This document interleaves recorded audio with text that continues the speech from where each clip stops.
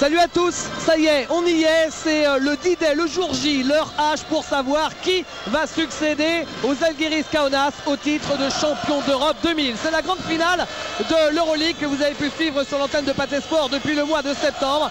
Une grande finale qui va opposer dans quelques secondes les Verts du Panathinaïkos aux jaunes du Maccabi Tel Aviv, ici à Salonique, dans une ambiance absolument exceptionnelle. Voyez les compositions d'équipe. Pour match exceptionnel, moyen exceptionnel, on va vivre ce match ensemble avec Didier Lecor et puis aussi avec Jean-Pierre de Vincenzi, l'entraîneur de l'équipe de France, qui ponctuellement sur le match nous fera le point sur les stratégies et tout le côté tactique du match. Et puis pour un match exceptionnel, on a aussi un invité exceptionnel. Il s'agit d'Alain Digbeu. Bonjour Alain. Bonsoir David. Alain Digbeu qui a joué le match pour la 3e place cet après-midi. Un match qui a opposé l'équipe de Barcelone à Efes Pilsen. Efes Pilsen s'est imposé de 6 points. Didier, on va présenter la finale rapidement avant de revenir avec Alain pour discuter quelques petites minutes. C'est l'opposition de deux styles, le Pana et le Maccabi face à face en finale. Oui, c'est vrai, on peut le voir comme ça. Le Pana, c'est l'école européenne. Pas un seul passeport américain, puisqu'ici il y a bien un joueur d'origine américaine. Il est naturalisé espagnol. Il y a des Yougoslaves, des Israéliens, enfin un Israélien, un Italien, un Allemand, un Irlandais. De l'autre côté, c'est le basket israélien qui est toujours fidèle à l'école américaine, c'est-à-dire que tout le monde a joué en collège, en NCAA. Et il y a des Américains naturalisés. Et puis surtout, bien sûr, le pivot, la vedette nette, Ousmane. Un match qui va commencer dans 5 petites minutes. L'occasion pour nous de revenir sur le match pour la 3e place avec Alain. Déjà, merci beaucoup Alain d'être passé nous voir. Vous avez joué assez peu, 6 minutes sur l'ensemble du Final Four. Vous n'avez pas joué le premier match. Est-ce que vous êtes déçu par la contre-performance de Barcelone ou parce que vous avez peu joué ou les deux à la fois? Surtout parce qu'on a vraiment joué la demi-finale. Alors, il paraît que si Derek Gaston est passé à côté de son match, c'est parce qu'il est blessé au dos, Dueñas aussi, donc forcément c'était pas tout à fait simple. Hein. Oui, il a quelques problèmes au dos, ainsi que Roberto Dueñas. Mais oui, c'est vrai qu'on a été énormément diminué dans le secteur intérieur. Mais bon, c'est pas la cause principale de notre défaite, c'est sûr, c'est tout un ensemble. Il y a eu aussi un public de Maccabi exceptionnel. Et bon, ça nous a énormément surpris, non seulement le public, mais surtout la performance de l'équipe. Et personnellement, je ne m'attendais pas à une défense aussi rude. Et en attaque, ils ont extrêmement bien joué. Didier? Alors Alain, vous nous disiez tout à l'heure que Aito Garcia NSS attendait pratiquement à chaque fois le dernier moment avant d'arriver à la salle pour choisir les 10 joueurs qui seraient présents sur la feuille de Barcelone. Alors expliquez-nous comment ça marche au Barça justement. C'est-à-dire à domicile par exemple, ils donnent la composition de l'équipe peu de temps avant de prendre le bus pour donc rejoindre le Palau. Et à l'extérieur c'est un peu le même système, donc c'est vrai qu'on est un peu tous sous nos regards, enfin certains, bien sûr pas tout le monde, mais c'est vrai qu'on sait qui joue et qui ne joue pas à la dernière minute. Et quel bilan vous pourriez faire de cette première saison en Espagne? Il y a sans doute des découvertes d'un basket différent, d'une atmosphère différente. C'est sûr, malgré les apparences, c'est un bilan positif, parce que je pense que toute expérience à l'étranger est toujours positive. Et on ramène beaucoup de choses. Moi personnellement, la saison n'est pas terminée encore, mais j'ai déjà vécu pas mal de choses et j'en suis très content. Là on va aborder les playoffs et j'espère qu'on sera champion d'Espagne comme ils l'ont été l'année dernière. Bon, là on a raté le Final Four, mais on va essayer de se rattraper avec l'équipe d'Espagne. Et c'est vrai que vous êtes premier de la saison régulière déjà avant la dernière journée, donc vous êtes quand même bien parti. Il paraît que vous êtes bilingue en espagnol. Non, je me débrouille, disons que j'aime bien la langue, donc j'essaie de me faire comprendre. En plus, c'est une ville très agréable. Alors, avant que l'on passe à cette finale, vous allez devoir repartir ce soir, vous ne pouvez pas rester avec nous. Un petit mot sur cette finale, comme vous avez vu déjà les deux équipes, le favori déjà pour vous? Pour moi, c'est difficile en fait de se prononcer parce que ce sont deux styles complètement opposés.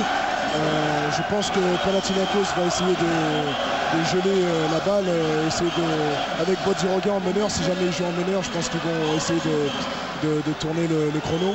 Mais pour moi, je pense que Panathinaikos va s'imposer. En plus, en Grèce, ça me paraît pas évident, mais très probable. Mais Didier, Alain, une dernière question. Oui, Alain, une question. Est-ce qu'il est possible en Europe d'arrêter des jeunes Bodiroga? C'est difficile. Pour l'instant, j'ai pas vu quelqu'un les mettre à 0 point. Donc, non, c'est difficile parce qu'avec un joueur pareil, il faut s'adapter, quoi. Il joue meneur, arrière, ailier, 4. Donc, c'est assez difficile pour les défenses de s'adapter à un tel joueur. Mais bon, peut-être que ce soir, quelqu'un va réussir, je ne sais pas, mais pour moi, ça me paraît difficile d'arrêter un tel joueur. En tout cas, on lui souhaite bon courage à son défenseur. Ouais, c'est sûr. Ouais. Dernier thème abordé. Alain, vous suivez le championnat de France un petit peu depuis Barcelone? Oui, j'essaie d'acheter l'équipe le plus souvent possible. Basket Hebdo, c'est mon ami Crofan Palmer qui me le file quand il a fini. Et ouais, je suis. D'ailleurs, j'en profite pour féliciter Mousse de son titre d'MVP et puis féliciter aussi mes ex-coéquipiers de Villarden pour leur excellente saison. Et voilà, et puis bonjour à tous ceux que je connais. Merci beaucoup Alain, c'était vraiment très gentil d'être passé à notre micro. Merci beaucoup. Et à très bientôt, j'espère. Le match va commencer dans combien? Dans 2 minutes maintenant, dans cette ambiance, vous le voyez, tout à fait exceptionnelle. Donc entre l'école américaine et l'école yougoslave, bien sûr, de Zeljko Obradovic, l'entraîneur déjà titré à 3 reprises avec 3 clubs différents, le Partizan, Badalone et le Real. Peut-être un 4e titre de champion d'Europe pour ce coach qui n'a même pas 40 ans, s'il les a tout juste d'ailleurs. Ça va être terrible.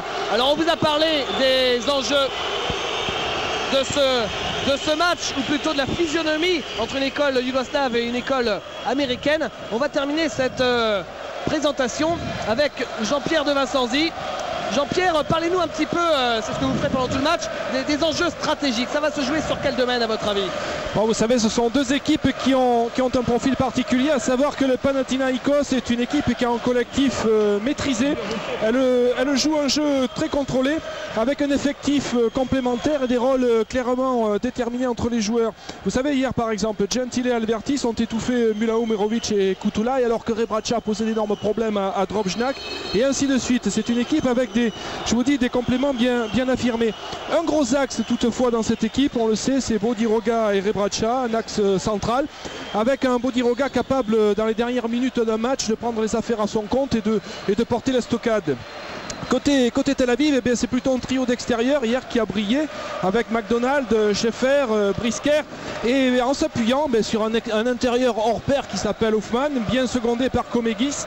C'est une équipe de Tel Aviv en plus qui a démontré hier qu'elle était capable de s'adapter aux problèmes posés stratégiquement par l'équipe adverse ou tactiquement, comme l'a fait à un moment donné Efes Pilsen en proposant des stratégies défensives différentes, homme à homme, pressing, zone presse, zone, etc. Bref, c'est une équipe solide et réellement complémentaire.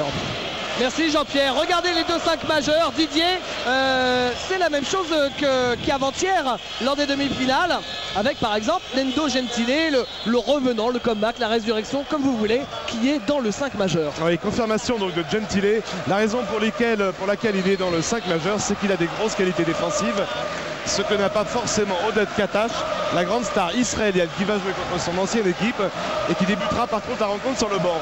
Et ça aussi, c'est vrai que c'est l'une des histoires autour de ce match.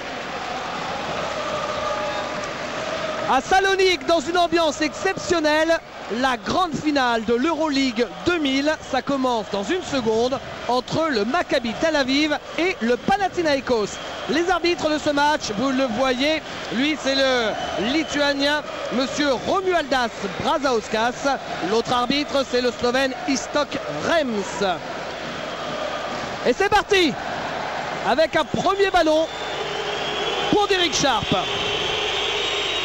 Sous les sifflets du public, tout simplement parce que les supporters du Pana sont beaucoup plus nombreux que les supporters du Maccabi qui déjà eux font beaucoup de bruit. Derek Sharp. Et premier coup de sifflet. Apparemment, monsieur Rems tient à ce que le match soit propre. Tout de suite, il siffle un coup de coude. Le coup de coude de Zeljko Rebraca. Quel duel, hein, Didier. Oui, on pourrait rajouter, après les propos de Jean-Pierre de Vincenzi, peut-être aussi que du côté du Maccabi, il y a une touche d'agressivité supplémentaire dans le jeu. Et ça vient sans doute, comme on a vu de la part de Derek Sharp, d'Ariel McDonald et aussi de Mark Brisker. C'est un tempérament de joueurs américains qui sont extrêmement agressifs aussi bien offensivement que défensivement. Alors que le Pana, c'est vrai, déroule beaucoup plus son jeu, le pose. Au lancer franc, Nate Hoffman. Qui avait été hyper important lors de la qualification, lors de la demi-finale, bien entendu, Nate Hoffman, puisqu'il a quand même marqué 24 points, pris 5 rebonds et effectué 2 contres. Et un lancer franc sur 2 pour Nate Hoffman, le premier point de cette finale d'Euroleague. Écoutez cette ambiance un petit peu. Avec Nando Gentile, Ray Bradshaw, Comegis dans son dos. Ray Bradshaw se retourne et il marque avec la faute et le lancer franc. Et il est motivé, David, vous avez vu son point rageur. Et ça, c'est un bon signe. On l'a déjà dit lors de la demi-finale, mais c'est vrai que c'est un bon signe pour les supporters du Panathinaikos. Oh là là, quelle ambiance magnifique. Et pour l'instant, sans le moindre incident, ça fait plaisir. Le rebond de Dallas Comegis sur le lancer manqué de Ray Bradshaw. Ariel McDonald. Oh, Ray Bradshaw, Nate Hoffman. Il y a combat. Hein. Pendant ce temps-là, Ariel McDonald fait le tour de la raquette. Il donne à Comegis. Comegis. Et il va falloir shooter là. Il ne restait que 8 secondes. Et Bradshaw a pris le rebond. Ah, il y avait un excellent aussi, une excellente défense sur le rebond de la part du Pana. Comegis n'a même pu pas participer au rebond offensif. Bodiroga, le joueur le mieux payé d'Europe. Dans le coin, Gentile, Ray Bradshaw. Ray Bradshaw face à Comegis, la grosse défense de Comegis. Mais Ray Bradshaw est sur un nuage en début de match. Ariel McDonald.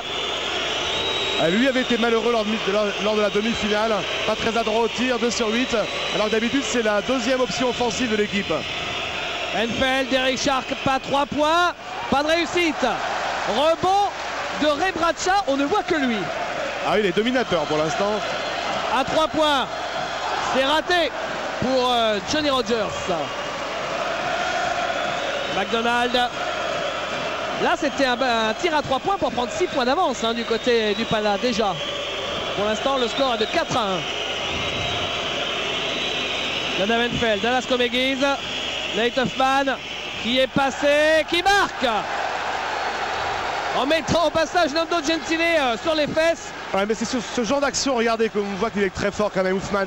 Il encaisse le choc, il arrive quand même, il a assez de finesse et de doigté pour finir son geste, et de la part d'un pivot, c'est assez étonnant. Il fait 2m12, on vous le rappelle. Même si c'est vrai qu'on pouvait peut-être siffler un petit passage en force, parce que Gentile, il vient de prendre le bus Nate Hoffman de 21h02. Eh bien, il ne bougeait pas. Gentile. Rogers. Et le shoot de Francisco Salvertis. Qui avait terminé la demi-finale à 100%, il me semble. Avec un 3 sur 3 parfait à 3 points.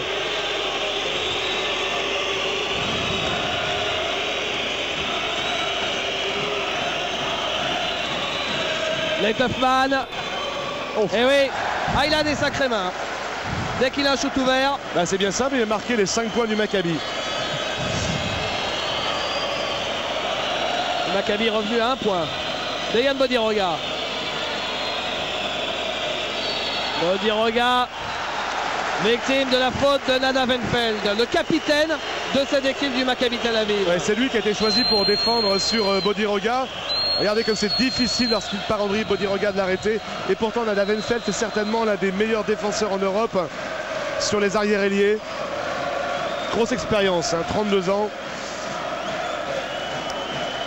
Gentile avec Bodiroga, je vous le disais, le meilleur salaire d'Europe, 14 millions de francs par an, quand même. Ouais, mais c'est normal, David, c'est le meilleur. Ah bah oui, mais c'est pas une critique.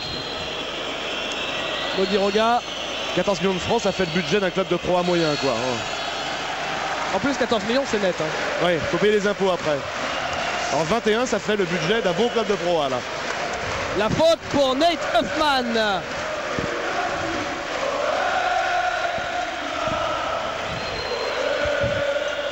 Bodiroga.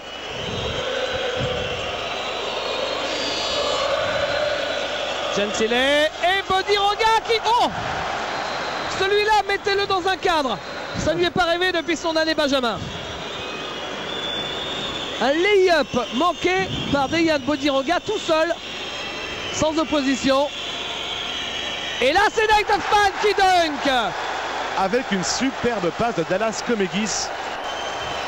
Et 7-6 pour Nate Huffman contre le Panathinaikos. Et la tête qu'il fait. Donc Michael Jordan tirait la langue. Nate Huffman, lui, ouvre grand la bouche sur ses dunks avec une tête complètement ahurie. Il en a claqué quelques-uns en fin de match, hein, quand l'équipe du Barça avait dû prendre des risques défensifs, qui s'est retrouvé tout seul plusieurs fois. Il y avait eu du spectacle. Gentile à 3 points. Il est court, Gentile. Et qui prend le rebond. Finalement, ce sera pour le Maccabi. Avec McDonald, lui aussi un très bon défenseur. Jean-Pierre. Oui, effectivement, on s'aperçoit qu'entre les deux équipes, il y a une stratégie de contrôle du ballon. Stratégie de contrôle au-delà de 20 secondes côté Panathinaikos, avec une recherche ostensible sur Rebraca, voire sur Bodiroga pour poser des problèmes. Alors qu'en face, c'est moins de 20 secondes, mais ça se termine toujours sur Huffman. Et encore une fois de plus. Chose à préciser, côté Tel Aviv, eh bien, on est passé en défense de zone à 16 minutes, au bout de 4 minutes de temps de jeu, pour repasser en homme à homme. Il y a une recherche de perturbation sur le plan stratégique côté Tel Aviv par des changements défensifs. Et pendant ce temps-là, Johnny Rogers qui met 2 points de plus parce que le Maccabi était passé devant pour la première fois du match auparavant. Venfeld. Venfeld qui ne marque pas. Rebond pour Albertis. Bodiroga. Albertis qui prend le shoot finalement. Monsieur 100% sur tout le Final Four. Frankie Albertis. 2 sur 2 pour Albertis. Oui, après son 4 sur 4 de la demi-finale. McDonald. Ah, c'est important pour Maccabi que McDonald puisse lui aussi être dangereux à l'extérieur. C'était pas le cas lors de la première demi-finale. Et le panier a été compté à 3 points pour McDonald. Et donc le Maccabi égalise à 10 partout. Bodiroga. Et faute offensive de Bodiroga. Et c'est sa deuxième, sa première. La première faute, ouais. Ah oui, regardez. Elle est très nette, ouais. Ça, c'est du coup de coude, hein. Vous voyez que Bodiroga, qui est peut-être le joueur européen le plus doué parmi ceux qui évoluent dans nos championnats européens actuellement, bah, ça n'empêche pas aussi d'aller au charbon apparemment.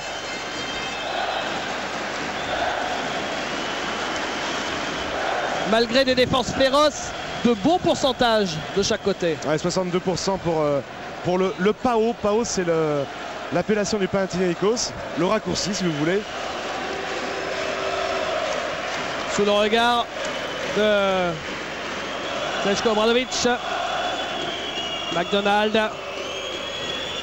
McDonald qui arrive à passer, qui ne marque pas. Il s'est appuyé sur la planche. Gentile. Albertis, Rebraca, Gentile, Johnny Rogers, Bodiroga. Bodiroga, grosse défense sur lui. Albertis, McDonald a cherché à voler le ballon et il a été sanctionné d'une faute et le panier n'est pas accordé logiquement. Là voilà la faute de McDonald sur Franciscos Albertis. Nando Gentile. Bodiroga. Johnny Rogers. Srećko Rebraca. Rebraca face à Nate Huffman. Ça fait 2 fois. Et ça fait 2 fois. 2 fois qu'il marque avec la faute et le lancer franc à venir. Alors Didier, vous disiez en début de match qu'il a l'air sacrément motivé à serrer les poings tout le temps. C'est vrai que c'est un petit peu ce qu'on lui reproche d'habitude. Oui, justement le contraire, de ne pas être motivé parfois. Il a un tel potentiel, en fait il a le potentiel le plus fort de tous les pivots en Europe. Il va très haut, il est souple, il est délié, il a un superbe timing, on l'a vu plusieurs fois lors des grands événements sur le contre, super timing au contre. Et parfois il semble un peu absent, un peu ailleurs, Rebraca. Et c'est pour ça sans doute qu'il n'est toujours pas en NBA, puisque les coachs américains sont un peu dubitatifs quant à ce garçon. On n'a pas l'impression qu'il a atteint la pleine mesure de ses possibilités. McDonald. Ladavenfeld qui fait un marché. Il était ouvert et il ne savait plus trop s'il pouvait prendre le shoot ou s'il fallait donner le ballon. C'est pas un scoreur, Enfeld, en tout cas. Il ne pense pas vraiment au shoot. Rendez-vous compte par exemple que mardi, lors de la demi-finale, il a shooté une seule fois, en 33 minutes de jeu. Bon, il a marqué son shoot, mais quand même, c'est pas beaucoup. Et retour en zone de Bodiroga. Ça fait 2 bourdes énormes de la part du meilleur joueur européen quand même. Hein. Un lay-up sur la planche et un retour en zone. Alors, est-ce que c'est NFL qui finalement... Mais non, puisque là, c'est pas lui qui se retrouve face à lui. Ouais, c'est Mark Brisker qui a fait déjouer Dejan Bodiroga. Et une possession pour peut-être pour égaliser en cas de shoot à 3 points du côté du Maccabi. Nate Hoffman, Ladavenfeld. Oh là, marché. Il a bien failli faire un deuxième marché de suite. Hein. Exactement sur la même séquence, c'est-à-dire je feinte le shoot, finalement je sais plus ce que je fais et je fais marcher. Et derrière, c'est Derek Sharp qui marque et qui fait la faute. L'un des deux Américains naturalisés, Mark Brisker et Derek Sharp.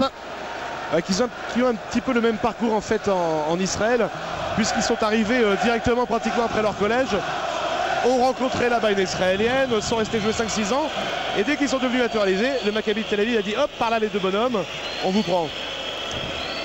Alvertis avec Johnny Rogers, Rebraca, et la faute c'est celle de Mark Brisker justement.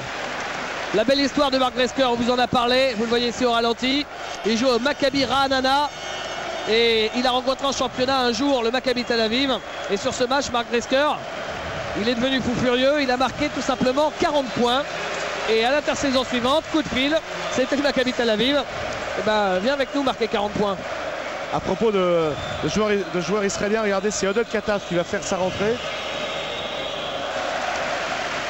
Mais le Maccabi Tel Aviv a tendance quand même un petit peu à être le regroupement des meilleurs joueurs possibles et inimaginable sur le territoire israélien, puisque le coach actuel du Maccabi, Pini Gershon, est quand même le seul coach à avoir ravi le titre au Maccabi Tel Aviv.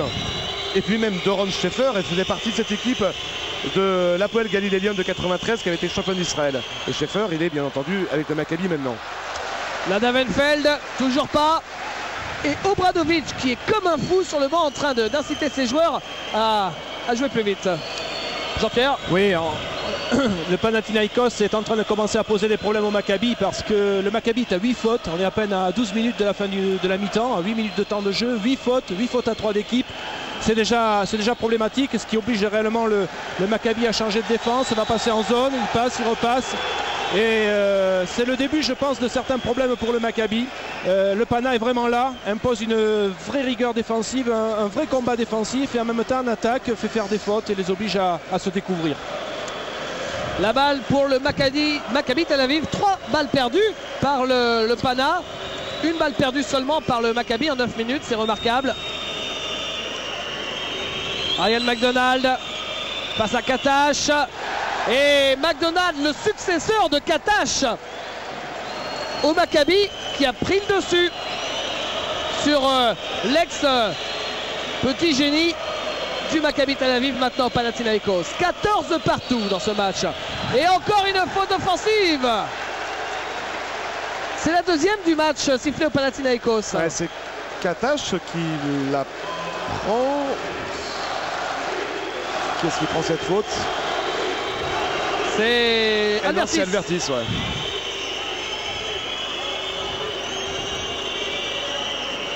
Voilà ce dont parlait Jean-Pierre de Vincenzi, les fautes. Coméguez. McDonald. Ouf. McDonald qui fait un marché. toutes les décisions d'arbitre sont contestées. Hein. Il y a une telle tension, un tel enjeu, vous me direz. Et changement au Pana avec l'arrivée de l'Allemand Michael Koch à la place de Francisco Salvertis. Ouais, vous avez vu l'image, il a de quoi se plaindre quand même, McDonald. Hein.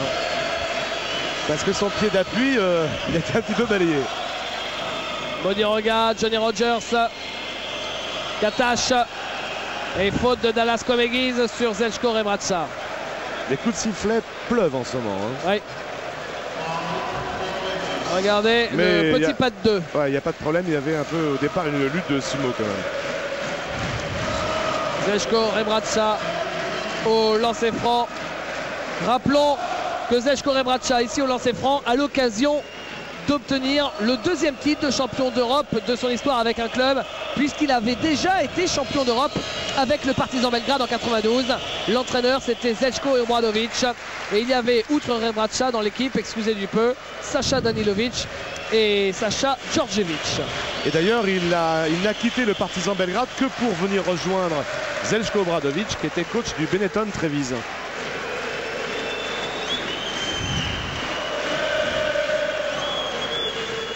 Marc Brisker, Dallas Comegis, avec Doron Schaeffer, Nate Huffman à 3 points. Hey, Nate Huffman. Ouais, c'est l'une de ses cordes, des cordes qu'il a à son arc, Nate Huffman, puisqu'il a prouvé toute la saison qu'il pouvait tirer à 3 points. Il est à 7 sur 17 en Euroleague, c'est pas mal. Et le Maccabi est devant avec un point d'écart. Bodiroga. Et la faute. Il ressemble un peu à Eric Mikou avec un bouc, Ariel McDonald. Un peu plus âgé.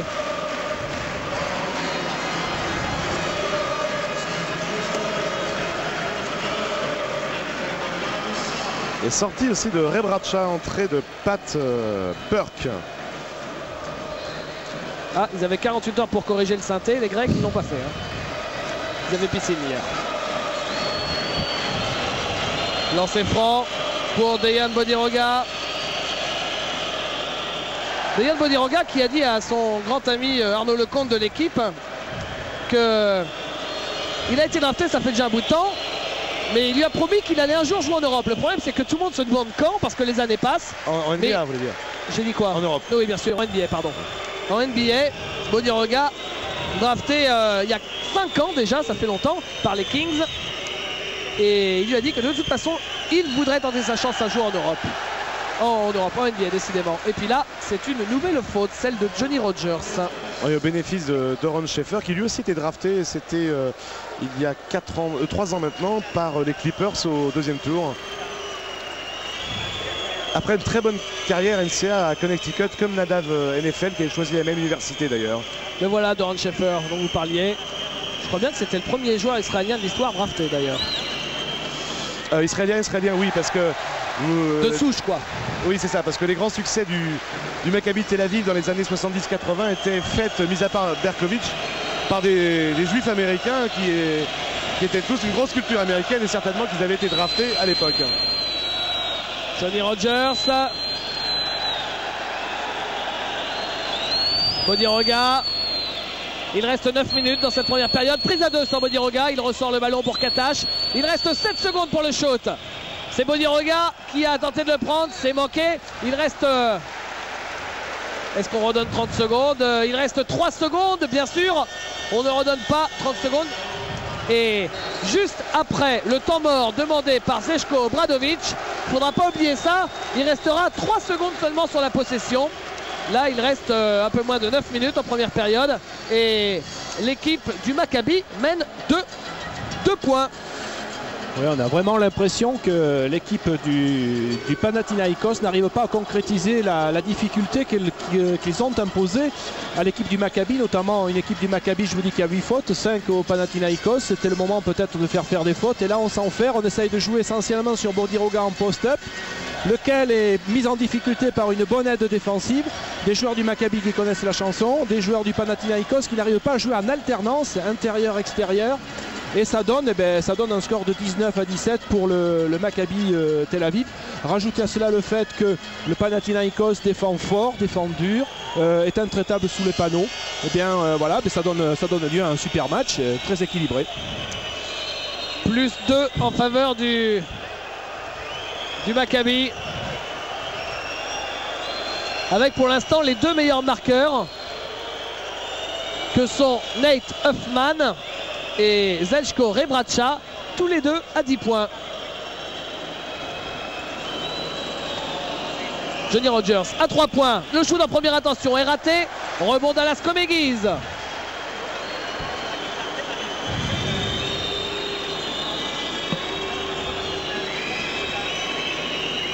Brisker. On joue quand même avec 3 petits du côté du Maccabi, entre Schaeffer qui mène le jeu apparemment, Sharp et Brisker qui sont tous les deux des arrière-shooters. Mais par contre on joue avec les 2 pivots, ce qui n'a pas toujours été le cas tout au long de la saison, puisque Dallas Komegiz était un petit peu puni par Penny Gershon. Et on l'a vu notamment en fin de saison d'Euroleague, il jouait finalement très peu, il jouait 5 minutes à la fin de chaque mi-temps. Mark Brisker avec Nate Huffman. Nate Huffman qui est passé et qui a été victime d'une faute.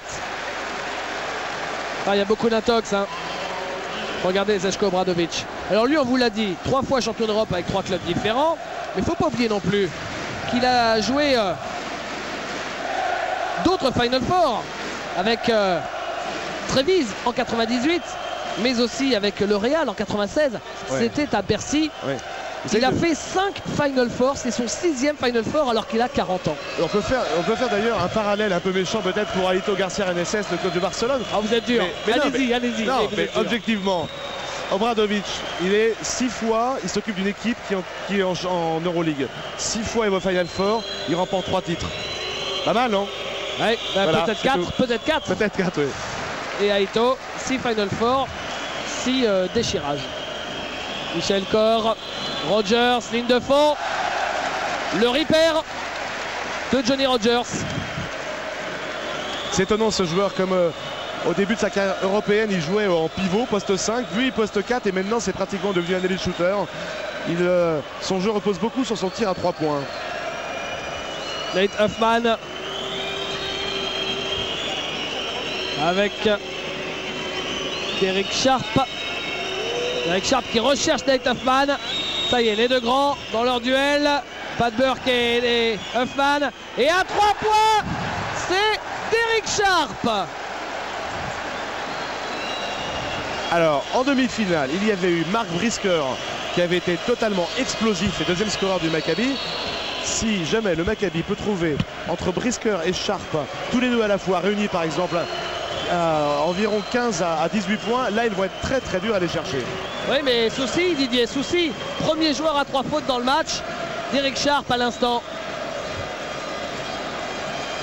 Le Maccabi mène 2-3 points avec 7 minutes à jouer en première mi-temps. Qu'est-ce qu'il a dit Alain Digbeu? Je crois qu'il avait mis une petite piécette sur le Pana, sur les pronostics. Est-ce qu'il va se tromper? Attention, soyons tout à fait clairs. Tout le monde a mis une piécette sur le Pana. Oui, objectivement, oui. C'est quand même la grosse machine, le Panathinaikos cette saison.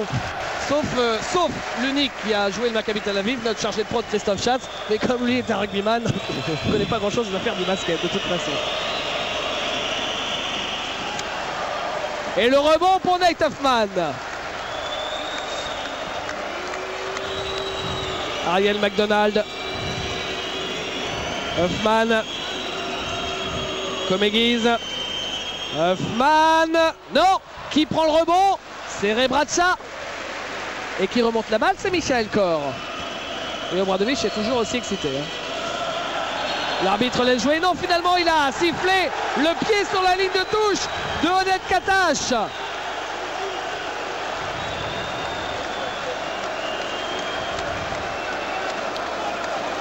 Bah oui. Et c'est amusant comme Obradovic a lui aussi finalement grandi son 5 parce que Rebraca et Burke en même temps, c'est quand même très rare. Sont 2 vrais pivots. Ils sont alignés ensemble en ce moment sur le terrain. Doron Schaeffer qui a un shoot ouvert, il ne se pose pas de questions et ça fait plus 4 en faveur du Maccabi Tel Aviv. Ah, il y a des bonnes sélections de shoot hein, du côté du Maccabi, comme mardi hein, d'ailleurs, on serait tenté de dire, Didier.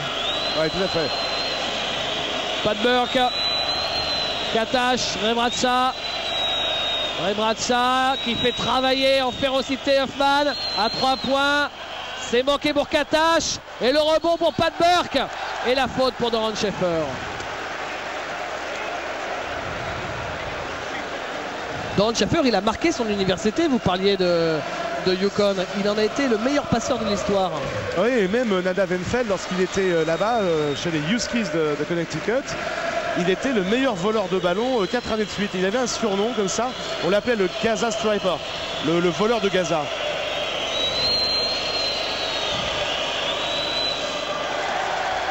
Et Pat Burke, notre bon Irlandais, lui était à l'université d'Auburn. C'est pour vous dire quand même que même si le basket européen a une certaine culture, la culture américaine est très présente dans le basket du vieux continent. Pat Burke. Ouf. Avec de la réussite. Et la balle remontée par Ariel McDonald.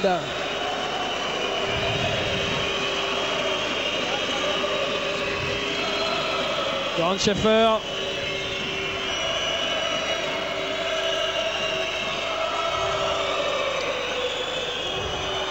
Avec Hoffman, c'est très dur. Oh là là là là, quel shoot. Il est vraiment très fort. Il peut jouer numéro 4 en NBA, ça c'est certain.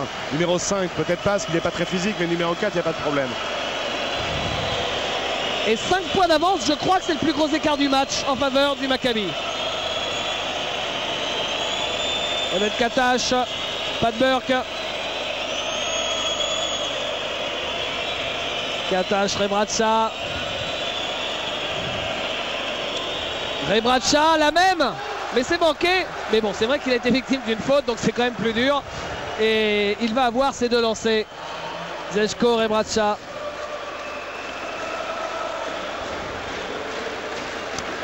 Voilà Dallas Comegys avec sa célèbre coupe de cheveux. Un vétéran du circuit européen, tout comme Johnny Rogers d'ailleurs. Ils se sont croisés certainement avant cette finale un paquet de fois sur les terrains de basket en Europe, tous les deux. Dallas Comegys, 36 ans, Johnny Rogers, 38. Et rendez-vous compte quand même que Pini Gershon a fait confiance à Dallas Comegys alors qu'il jouait l'an dernier en A2 italienne. On pouvait se demander si à son âge, 36 ans, il était capable encore de tenir le choc en Euroleague. Oh bah quand vous parlez d'anciens, ça me fait penser à notre rencontre à l'hôtel aujourd'hui où on a rencontré Michael Ray Richardson. Alors quand on parle d'anciens, forcément. Il était au bar, non? Il se pose là. Oui, comment avez-vous? Non, c'est simple pour le prouver. Vous êtes taquin ce soir. Mark Brisker. Oh là là, il est passé, Mark Brisker, qui prend la claquette. Bah, finalement, c'est Pat Burke qui a récupéré la balle. Oh, le public supporter du Pana est furieux contre les arbitres qui ne sifflent pas les fautes, selon eux bien sûr. Et là, c'est Pat Burke qui marque avec l'aide de l'arceau. Michael Ray Richardson, il était avec son grand ami Lee Johnson. Si on vous dit ça, c'est parce que Lee Johnson, tout le monde le connaît, il a vécu les grandes heures avec Antibes. Et parce qu'il a aussi été une gloire au Maccabi Tel Aviv, Lee Johnson, avant d'arriver à Antibes. Oui, notamment avec Kevin Magee, son alter ego, qui était d'ailleurs l'un des plus gros marqueurs de l'histoire du Final Four, Kevin Magee. Et nouveau temps mort. 2 points d'avance pour le Maccabi Tel Aviv alors qu'il reste 4 minutes et 28 secondes à jouer dans cette finale. Magee est le 2e meilleur marqueur quand on prend la moyenne des points par match avec plus de 21 points par match. Mais loin de Nick Galis qui lui a marqué sur tous ses Final Four, puisqu'on parle justement ici, on est à Salonique, on peut parler de Nick Galis. 29 points de moyenne sur les Final Four qu'il a disputés et un total de 233 points marqués sur les Final Four. Et il y en a un ici qui ne pourra pas le battre mais qui est présent ce soir, c'est Doron Yamchi. Il n'a pas joué la demi-finale mais c'est quand même la légende du basket israélien. Il est dans les 10 du Maccabi ce soir. Il est le 5e marqueur lui de tous les temps du Final Four avec une moyenne en plus quand même assez impressionnante, 19,3 points, c'est pas rien. Et c'est son 4e Final Four à Doron Yamchi puisqu'il a fait les 3 premiers du Maccabi.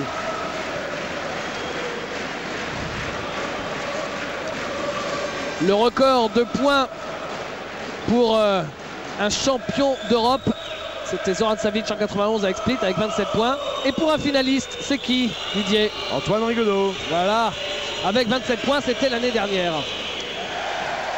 Tiens, d'ailleurs, les anciennes finales d'Euroleague, eh bien, on va les revivre à la mi-temps avec Nicolas Desvirieux. Et pendant ce temps-là, Nate Huffman, il enquille, il est lancé. Ouais, et lui, il est capable de battre justement ce record de Zoran Savic si jamais le Maccabi s'impose, en tout cas, enfin même pour une finale, puisque c'est 27 points le record de points marqués par un joueur sur une finale. Et lui, il est déjà à 14 points. 14 points en 16 minutes pour Nate Huffman. Bon, bah cherchez pas plus loin le MVP hein, si Bodiroga se réveille pas. Eh mais Rebraca, lui, il est déjà 11 points et regardez, il continue à travailler. En l'absence de Bodiroga, c'est Rebraca qui fait le métier. Rebraca, il est à 13 points. C'est quand même un duel exceptionnel auquel on est en train d'assister. Hein. Et qu'est-ce qui se passe avec les pivots ce soir? On a vu pour la 3e place le duel entre Rencias et puis Béchoc. C'est interdit au moins de 2,10 m ce soir alors. Et 3 points pour Mark Brisker. Quelle belle circulation de balles. Ouais, ça veut tout dire parce que Brisker c'est vraiment le joueur à risque. Il est à 30% seulement de réussite à l'année.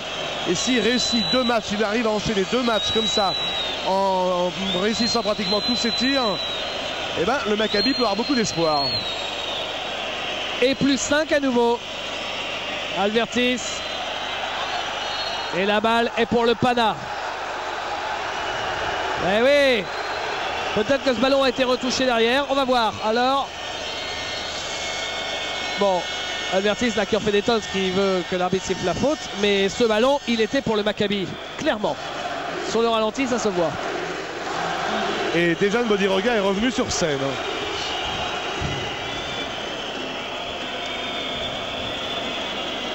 Le voilà, Dejan Bodiroga. Bodiroga ressort pour Gentile à 3 points. Nando Gentile, c'est un shoot à 3 points énorme. Ouais, c'est ce qui faisait sa force lorsqu'on l'a découvert sur la scène internationale. Nando Gentile avec Casert était capable de séries affolantes comme ça de son bras gauche. À moins de 3 minutes de la mi-temps, il y a 2 points d'écart. Doron Schaefer, Huffman, Schaefer, Nate Huffman qui ressort le ballon. Doron Schaefer à 3 points. Ils sont tous devenus exceptionnels.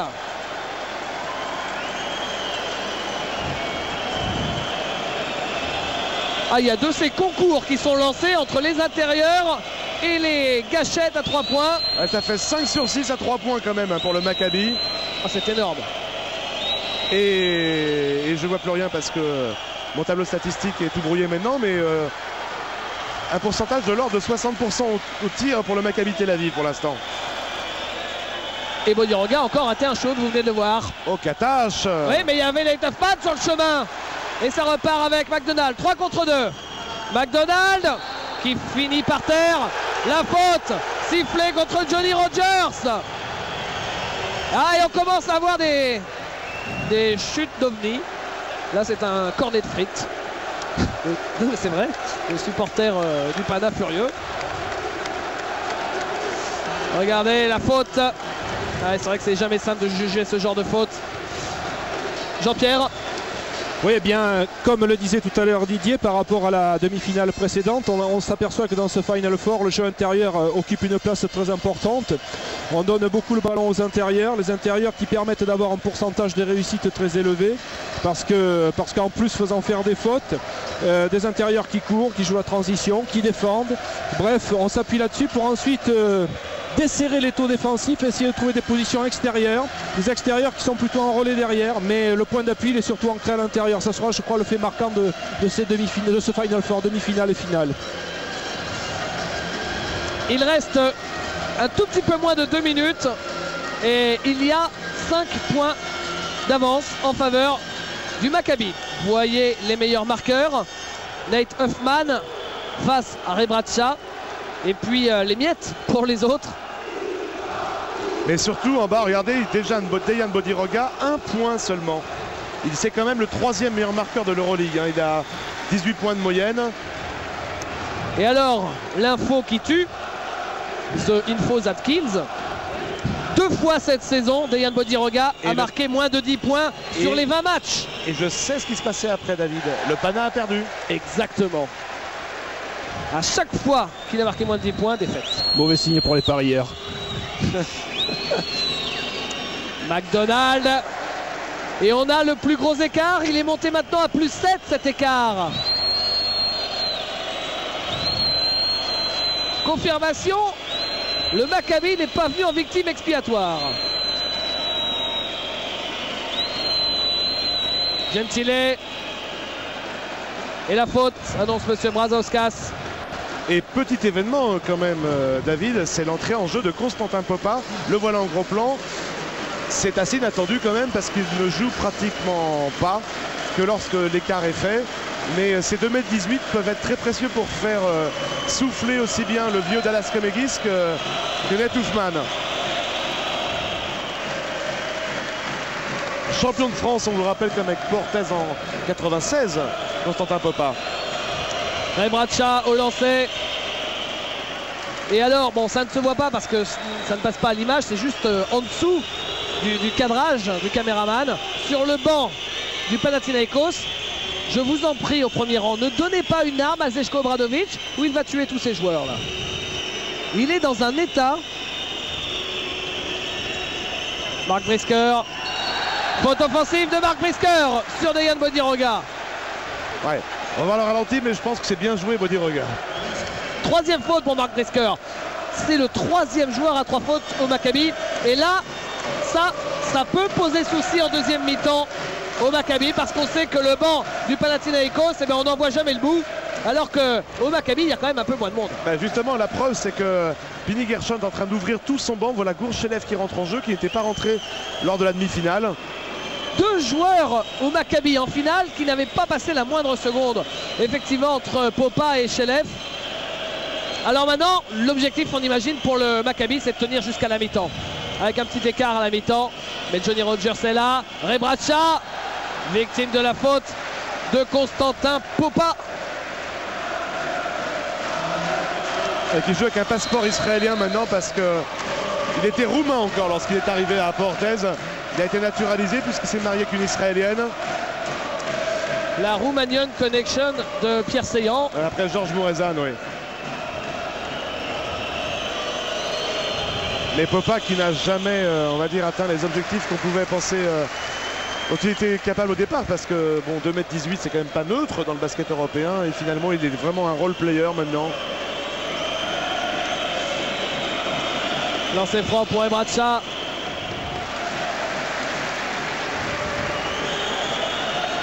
Ariel McDonald. Je crois que c'est un 4-0 que vient de réussir le Panathinaikos. Et nous sommes dans la dernière minute de cette première période. Nate Hoffman. Et la faute offensive. Sifflé contre Nate Hoffman. Non, c'est plutôt le fait qu'il ait gardé le ballon 5 secondes, il me semble. On va vérifier, Ouais, vous avez raison. Oui, c'est ça, il a gardé le ballon trop longtemps. Ouais. Je pensais que c'était un petit coup de coude au passage. Johnny Rogers, il est tout seul. Katash, tout seul à 3 points. Et c'est Filoche. Et regardez, comme le Pana vient d'infliger un 7-0 au Maccabi Tel Aviv dans les 2 dernières minutes de la première période. Tout est à refaire pour le Maccabi. Et ce qui est terrible, c'est que c'est Katash, l'enfant chéri du basket israélien, qui ramène l'équipe du Pana. McDonald. Oh là là, il y a vraiment du monde. Passage en force encore. Ouais, c'est pas très malin ce que veut faire Gourchelev, c'est dans son style particulier, mais là, vraiment, il y a de trop gros morceaux pour les passer en puissance. Gourchelev qui est le fils d'un ancien international qui est aujourd'hui décédé, son papa, Ami Shelev. Et retour de Constantin Popa, alors que vous voyez ici... Ouais, c'est bien coaché d'ailleurs de faire venir Popa pour les dernières secondes parce que il ne faudrait pas qu'Hoffman, sur cette remise en jeu, prenne une faute tout simplement. Est-ce que le Panathinaikos va prendre l'avantage pour la première fois depuis très longtemps, depuis le début du match? C'est très court ce panier. Une seconde, il faut shooter. Ariel McDonald, il ne trouve que la planche. Score final à la fin de la première période, 36-36. Jean-Pierre, très rapidement, une petite analyse sur la première mi-temps. Bien écoutez, une mi-temps équilibrée, sauf peut-être, je reviens au niveau des fautes, car il ne faut pas oublier qu'à l'heure actuelle, le Panathinaikos n'a que 9 fautes d'équipe, enfin les joueurs ont 9 fautes, alors que du côté de Tel Aviv, c'est 16 fautes. Donc ça, le poids des fautes risque de peser en fin de match, avec 2 joueurs à 3 fautes, notamment du côté de Tel Aviv. Bon, c'est un jeu qui s'appuie essentiellement sur le secteur intérieur. Il est évident que du côté du Panathinaikos, la force de Rebraca, qui est un joueur intérieur qui s'appuie beaucoup sur les intérieurs dessous et qui cherche beaucoup à prendre la position préférentielle. On sait très bien que sur Rebraca, il ne faut jamais lutter, il faut essayer de rompre, de repasser devant, de ne pas accepter le combat direct, autrement on est mort. Et bien Rebraca arrive à exceller.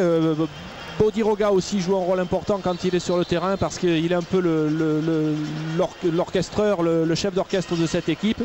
Alors qu'en face on voit bien Hoffman jouer un rôle essentiel, et pour ensuite redonner de l'oxygène à tous les joueurs extérieurs autour de lui, avec de bons relais extérieurs. Bon, la seule chose qu'on peut craindre effectivement, c'est que Tel Aviv risque d'avoir des problèmes au niveau des fautes.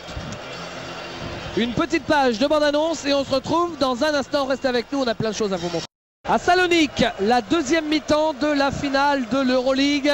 Dans 20 minutes, on saura qui succède à l'équipe de Kaunas, champion l'an passé à Munich. Monsieur Brazauskas s'apprête à donner le coup d'envoi de cette deuxième période. On va regarder avec Didier Lecor si les 5 sont les mêmes en ce début de deuxième période qu'en début de première. Apparemment non, Didier. Bah oui, c'est gros comme l'image de votre poste télévision. C'est Zeljko Rebraca qui est toujours sur le banc, et c'est Pat Burke qui a pris sa place dans le 5 de départ du Panathinaikos, et on ne sait pas pourquoi Rebraca est resté sur le banc de touche. Nate Hoffman. Ah, il est fort, il a des mains incroyables quand même, ce joueur.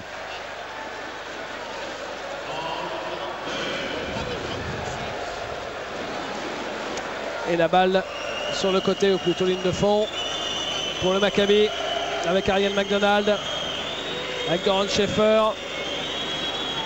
Doron Schaefer s'est manqué, et la faute sera pour qui? Francisco Alvertis.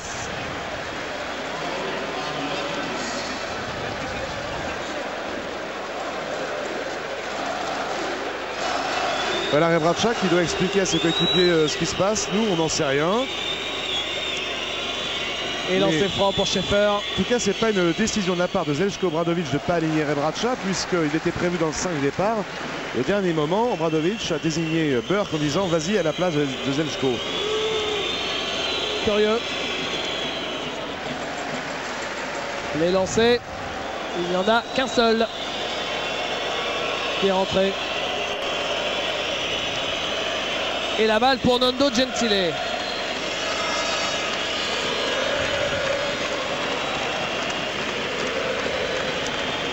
Gentile avec Bodiroga. Bodiroga qui se fait contrer par Nate Hoffman. Et toujours pas de panier pour Dejan Bodiroga. Il était passé déjà tout juste en fait devant Schaefer, mais devant Hoffman. Et la claquette sur le tir à 3 points manqué d'Alvertis. La claquette, c'est peut-être une claquette collégiale, ou alors pour Pat Burke. Hoffman. Nate Hoffman. Doron Schaefer. Schaefer face à Alvertis. Cherche à profiter de l'écran de Nate Hoffman. Ariel McDonald maintenant. 5 secondes, 4 secondes, 3 secondes pour le shoot. À 2 secondes du terme, McDonald a pris le shoot. Bodiroga. Gentile.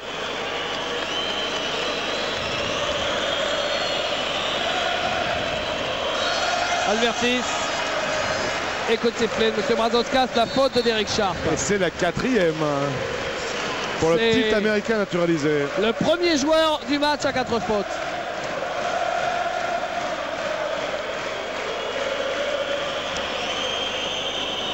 On ressort pour Johnny Rogers, Gentile. Nando Gentile qui donne directement à Enfeld alors qu'il cherchait Pat Burke. McDonald. McDonald avec Enfeld. C'est manqué par la Enfeld. Et faute sifflée à Nate Hoofman. La troisième. Oh, ça tombe brûle. Bêtise de la part d'Hoofman. Ça tombe dru. On joue depuis 2 minutes en deuxième période et là ce plan était très intéressant. Vous voyez les deux joueurs qui faisaient un petit pas de deux. Bodiroga, Gentile, Albertis et faute offensive de Rogers. Ouais. Johnny Rogers dit la valise. Il a changé 12 fois de club. Écoutez bien, je vais essayer de le faire en moins de 10 secondes. Stanford, Sacramento, Cleveland, Madrid, Valence, Milan, Varese, Forlì, Murcie, Caceres, Valence, Olympiakos, Panathinaikos. Ah, j'ai dit 2 fois Valence, David. Parce qu'il a joué 2 fois. Et oui, c'était dans l'ordre. Il y est revenu. C'est plaisir de savoir qu'au moins quelqu'un m'écoute. Le rebond pour justement Johnny Rogers. Bodiroga. Le Pana est devant avec un point et là l'occasion de faire un petit break. Gentile. Bodiroga. Alors on joue plus du tout, là il n'y a plus que des fautes. Là c'est la faute pour Doran Schaefer. Ils vont finir en 3-3 ce match. Écoutez l'ambiance.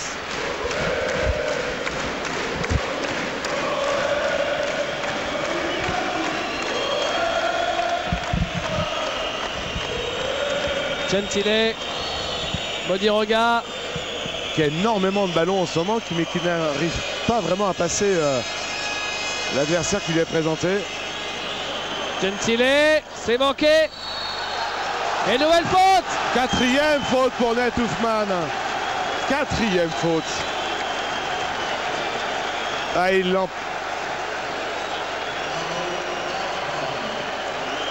Ouais. Bon, Didier, nous on va pas se mouiller, on va demander à notre juge de paix. Jean-Pierre. Merci les gars, merci. Non mais je crois qu'au ralenti le geste était clair. Maintenant on n'est pas aussi bien placé que l'arbitre dans la fenêtre pour voir effectivement s'il y avait faute par une action de poussée à l'horizontale.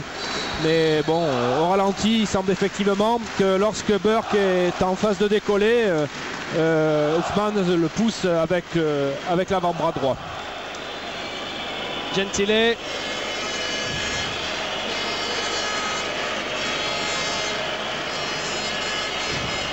Bodiroga qui marque.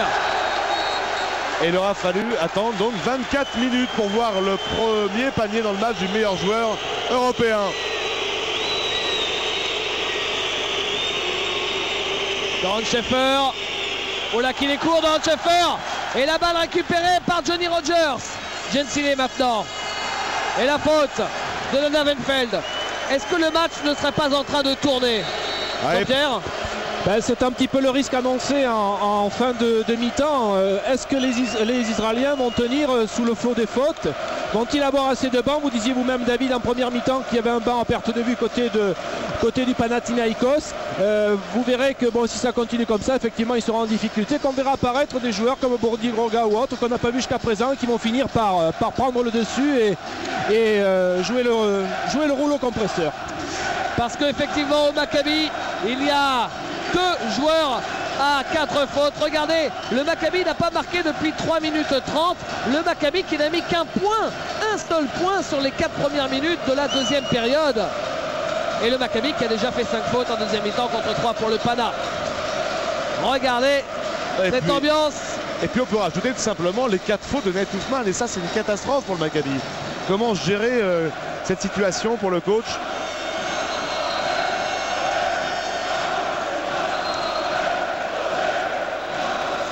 À jamais Athènes ne se sera senti autant chez elle ici à Salonique, parce qu'il faut savoir que les deux villes, en matière de basket on parle, sont complètement ennemies, et les clubs eux-mêmes sont ennemis.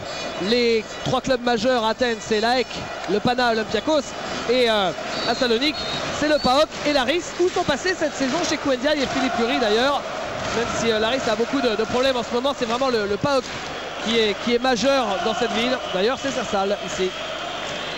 Retour au jeu avec Pat Burke. Ah, Dallas Comegys, il va pouvoir aller s'acheter une écharpe. Il en a pris un petit là de courant d'air. Ah, il a une panoplie de feintes assez étonnante, Burke. Et plus 5 en faveur du Panathinaikos. Je crois que c'est le plus gros écart en faveur du Panathinaikos dans ce match. Alors que Pat Burke là est en discussion avec Monsieur Rems. Et puis il va falloir apprendre à jouer maintenant sans Nate Hoffman. C'est pas du tout la même chose hein, pour le Maccabi. Premier joueur du match à 4 fautes du côté du Panathinaikos, Pat Burke. Et Rebratscha qui revient sur le parquet. Alors là, Rebratscha d'un côté et en face Nate Hoffman sur le banc. Oh, puis encore une faute. Ben là, et c'est toujours Nadav Enefeld qui provoque les fautes de Johnny Rogers. Oh là là, regardez ça. Ouais, mais... Là, c'est même plus double contact, c'est quadruple contact, c'est simple. Tout le monde met les coudes et on pousse. Et voilà le plus jeune sur le parquet aujourd'hui, Anthony Spotsis, 19 ans seulement, qui dispute la finale de l'Euroleague. McDonald. Enfield redonne à McDonald. McDonald qui est passé, qui marque. Fort, très fort. Déjà son démarrage était magnifique et ensuite il a réussi à s'appuyer sur Rebratscha pour éviter le contre. Regardez, avec le coude et hop, avec la planche, on finit le travail. Que généralement quand vous venez attaquer le cercle et qu'il y a Rebratscha qui vous attend, bah vous vous faites bâcher et vous allez chercher le ballon dans les tribunes. Gentile, Bodiroga. Gentile, Bodiroga. Bodiroga qui tient beaucoup le ballon et qui ne marque toujours pas. Enfin, il a marqué une fois, mais là c'est encore un échec de Ron Schaeffer. Un ballon pour égaliser peut-être à 42 partout du côté du Maccabi. Avec Ariel McDonald, Dallas Comegys, Ron Schaeffer. McDonald face à Gentile, il prend le shoot. McDonald, c'est raté. Et la balle pour Rebratscha. Bodiroga. Rebratscha, Bodiroga. Bodiroga, il a une carrière extraordinaire, il a plein de titres, mais c'est seulement le premier Final Four de sa carrière. Lui qui a été finaliste olympique, champion du monde, 2 fois champion d'Europe. Regardez, David, je vous arrête, mais il y a un briquet qui vient d'être ramassé par l'arbitre. Vous voyez se traîner sur le parquet. Jean-Pierre, ça ne se fait pas ça. Surtout quand on est sur le parquet, c'est pas agréable de recevoir un briquet sur la figure, quoi. Et il faut dire qu'ici c'est assez monnaie courante, je pense. Enfin, c'est pas plus une raison pour vous aussi vous y mettre, écoutez. Non, mais il suffit de venir avec le casque et puis c'est tout. Gentile, Rebratscha. Oh là là. Quel shoot de Rebratscha qui en est à 19 points. Qu'est-ce qu'il est talentueux, Zeljko Rebratscha. Ah, on disait qu'il souffrait de la comparaison avec Dino Radja cette saison au Pana, mais là on va plus en entendre parler, hein, de la comparaison avec Dino Radja. Ah, ouais, enfin, à condition que le Pana s'impose quand même, David, oui. Ce soir. Ah bah, lui, il aura fait le métier. Hein. Ouais. On ne pourra pas lui reprocher grand-chose pour l'instant. Vous avez vu Pinas Gershon, Doron Schaeffer. Non, rebond Rebratscha. Encore et toujours lui. Et peut-être le break sur cette action. Et la faute pour Doron Schaeffer. 3e faute de Schaeffer. Et Nate Hoffman qui revient déjà sur le parquet avec ses 4 fautes. Alors qu'il reste encore plus de 13 minutes. Bah, il ne peut plus défendre. Oui, j'imagine que le coach israélien est en train de sentir le danger. Puisque Didier disait tout à l'heure peut-être une balle de break de faute 6. Eh bien c'est peut-être le moment effectivement où peut s'opérer le break. Et c'est peut-être le moment ou jamais pour le coach israélien de faire revenir Hoffman sur le terrain afin de ne pas laisser partir le match. C'est un choix, on ne sait pas, mais bon, en tout cas, il est amené à faire ce choix-là. Mais Jean-Pierre, il y a quand même quelque chose d'incroyable, c'est que Hoffman est le seul vrai intérieur sur le terrain, puisqu'il n'y a ni Comegys, oui. Et ni Popa, par exemple, est le seul vrai intérieur. C'est Enfield qui va jouer avec lui. Il ne fait que 2 mètres, Enfield, quand même. Faute 6 a manqué ses 2 lancers. Et balle au Maccabi. Avec Mark Brisker. Oh, il a balancé le ballon et derrière il provoque la faute, il s'en sort bien là, Marc Brisker. Alors qu'il y a un joueur qui est toujours allongé sur le parquet. C'est qui? Celui qui est allongé. Ça doit être faute. Non, faute si c'est là. Bodiroga. C'est Dayan Bodiroga. Qui avait un début de crampe, semble-t-il. Ouais, apparemment, mais c'est pas sa soirée à Bodiroga. Hein.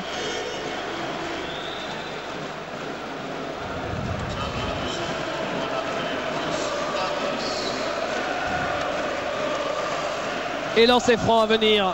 Voilà Oded Katash.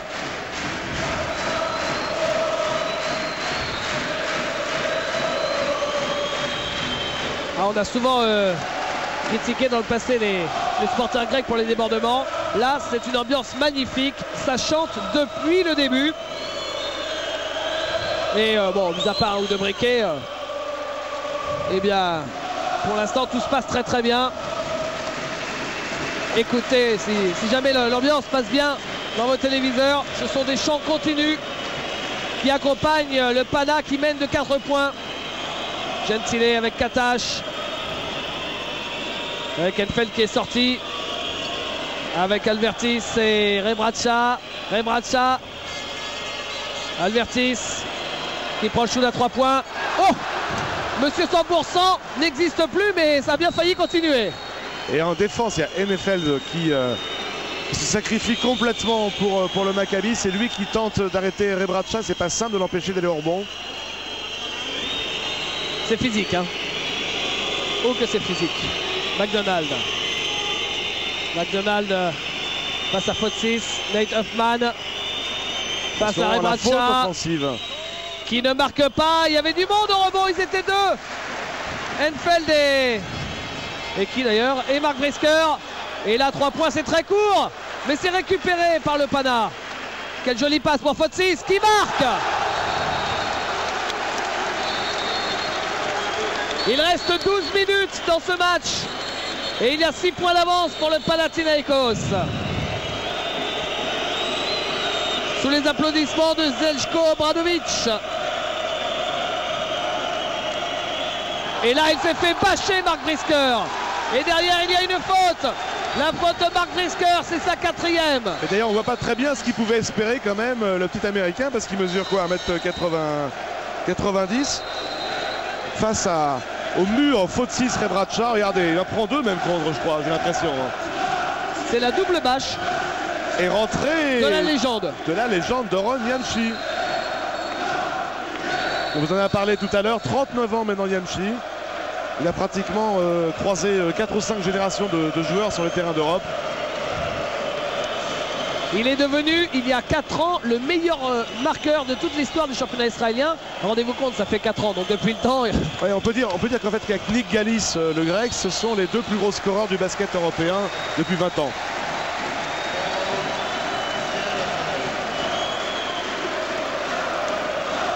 La Oded Katash, victime de la faute.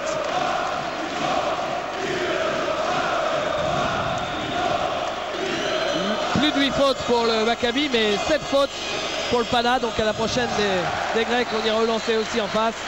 Pour l'instant, c'est Oded Katash. Oded Katash qui justement, David, a remplacé dans le cœur des fans Doron Yamchi en Israël. Et là, s'il se retrouve en plus en défense l'un contre l'autre, non, dommage. Il y aurait quelque chose d'assez symbolique. Doron Schaeffer avec Hoffman. Nate Hoffman contré par Rebraca. Il est extraordinaire Rebraca ce soir. C'est le Rebraca la finale du mondial. Il est allé très haut. Il est allé très haut.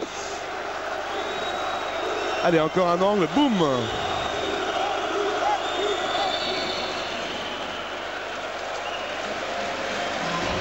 Bon, cherchez pas plus loin le MVP de la finale. Hein.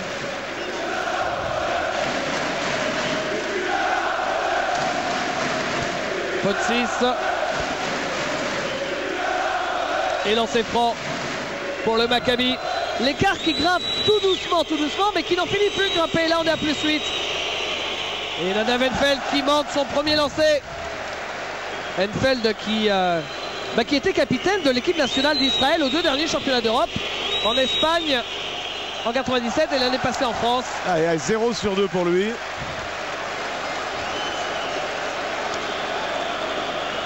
Henri Bradshaw en est à 8 rebonds. Ouais, bien provoqué cette faute d'Ariel, de Fernando Gentile sur Ariel McDonald. Mais là, c'est vraiment pas clair. C'est très difficile d'arbitrer entre le défenseur qui va mettre ses pieds, qui se met en bascule, c'est ça Jean-Pierre, et puis l'attaquant qui fait un reverse, voilà. Et... Ouais, c'est très dur parce qu'en même temps, c'est une histoire de timing et il faut voir à quel moment a été pris le contact et comment a été positionné le défenseur. C'est pas du tout évident, ça se passe à une demi-seconde près et il faut vraiment être sur l'action quand on est arbitre, autrement on a du mal. Là, très sincèrement, l'action, on peut la considérer comme litigieuse, mais tant dans un sens comme dans l'autre. Interception de Katash. Et là, c'est un ballon pour prendre pour la première fois du match 10 points d'avance.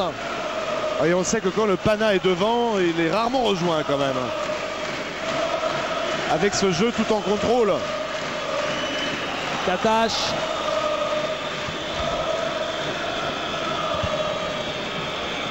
Katash Bodiroga. Il reste 6 secondes. 4 secondes à 3 points. Plus 11 pour le Panathinaikos sur ce shoot à 3 points d'Antonis Fotsis. Et rappelez-vous, en demi-finale aussi, c'était un de ces tirs à 3 points qui avait permis un premier décrochage. Et la réponse d'Ariel McDonald. Ouais, faut du culot. Hein. Ah, il fait un gros match, Ariel McDonald. Il tient bien la baraque. Il prend la succession d'Oufman en attaque. Il est à 9 points maintenant.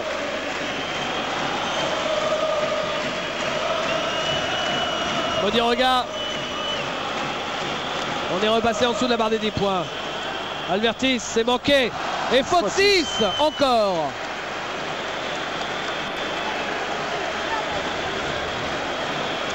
Odette Katash.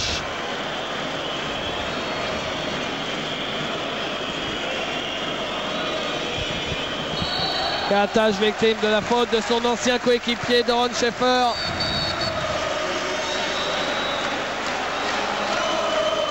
Ah, le gros rebond du jeune Antonis Fotsis, futur leader de l'équipe nationale grecque. Et là, c'est de la folie dans les tribunes. Regardez, ça vous rappelle pas Bercy 1996? Il y avait une marée verte à Bercy et on la retrouve, cette marée verte. Le Panathinaikos, rappelons-le, qui a été sacré une fois champion d'Europe pour l'instant dans son histoire à Bercy.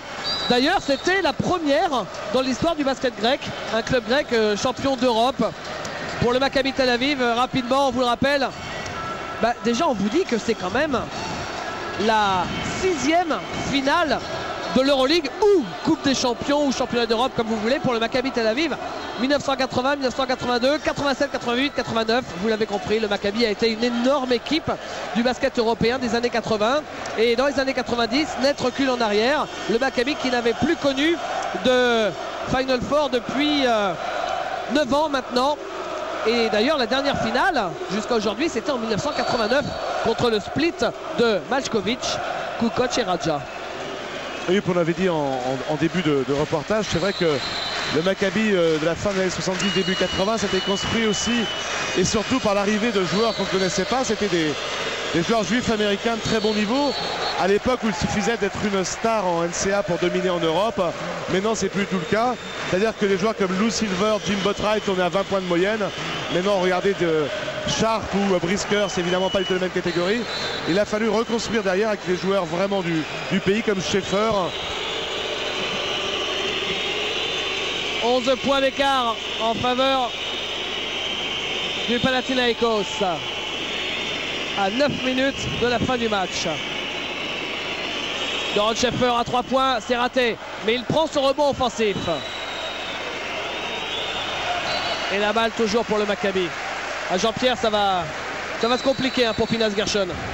Oui, ça se complique progressivement, tout doucement. D'abord, beaucoup de joueurs à 4 fautes maintenant. Ensuite, il a été obligé de prendre 2 temps morts sur 3 en cette deuxième mi-temps. Et alors qu'en face, Zeljko Obradovic, lui, n'a pas encore demandé de temps mort. Donc le Panathinaïkos tranquillement, tout doucement, pousse le Maccabi Tel Aviv vers la sortie. Enfin, on pourrait le voir comme ça du moins pour l'instant. Sachant qu'en face, Hoffman marque le pas, que Ariel McDonald a essayé de prendre un peu le relais, mais que ça ne suffit pas. Voilà, on est en plein dans une descente progressive vers la défaite peut-être du côté du Maccabi.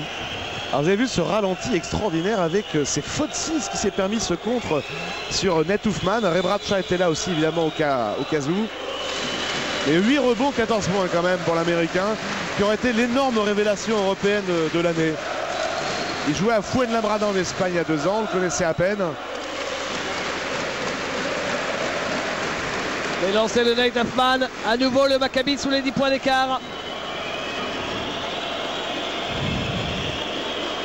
Bodiroga. Katash qui demandait le ballon, mais Bodiroga l'a toujours entre les mains. Il tient le ballon comme ça au moins 10 secondes par attaque. Hein.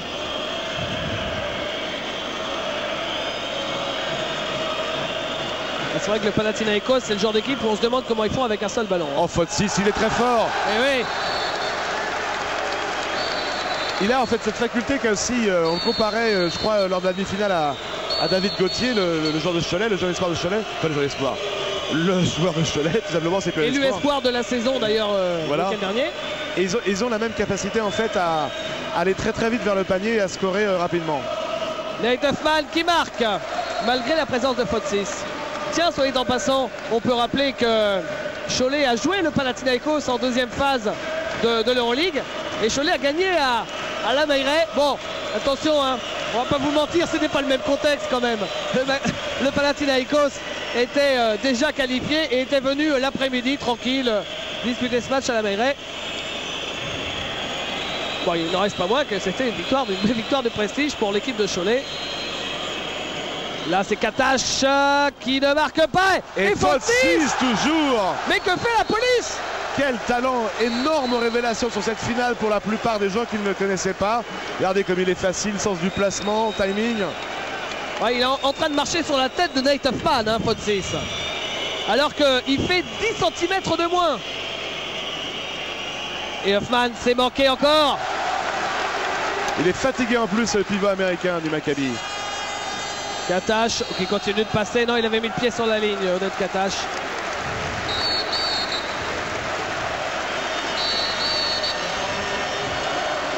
Regardez. Regardez, rien du tout, on n'a pas vu, mais donc il en soit, l'arbitre a sifflé. Il reste 7 minutes exactement dans ce match.